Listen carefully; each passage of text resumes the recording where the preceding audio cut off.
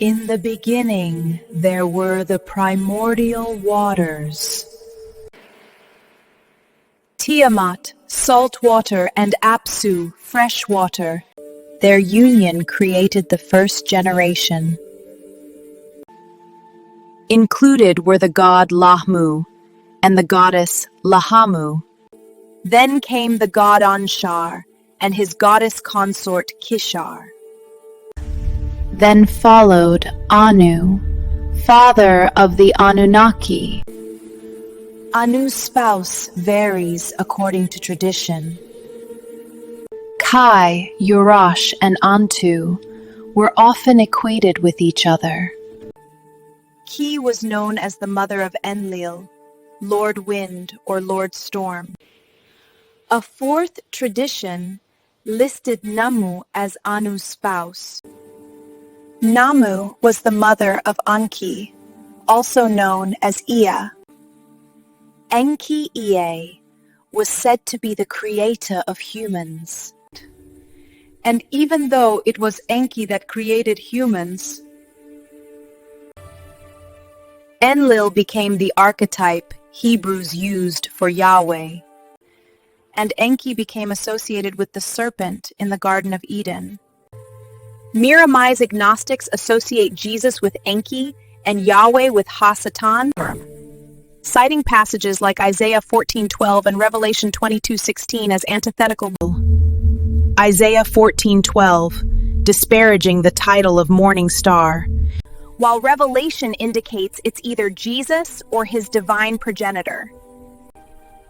There's also passages like Matthew chapter 6, verse 24, where Jesus states one cannot follow theos and wealth, clearly in contradiction to Deuteronomy 15, in which Yahweh instructs his people to enslave other nations by way of financial deception and prejudice. Analysis of language reveals Ha-Satan to be a title, not a name. A title most befitting of and occasionally applied to Yahweh himself. 1 Chronicles 21 is a fine example of this when compared to the Yahwist perspective in 2 Samuel 24. It becomes apparent that this is the same event and Yahweh is Ha-Satan. Both accounts were compiled during a chaotic time for the Hebrew people, when there were factions still worshipping Abraham's original god El Elyon, who were arguing with Yahwehists that followed Moses, Lord of armies. The Yahwehists formed the kingdom of Judah, merging the tribes of Judah and Benjamin. They then turned on the northern tribes that still worshipped El. El was always more of an absent father figure, busy but benevolent.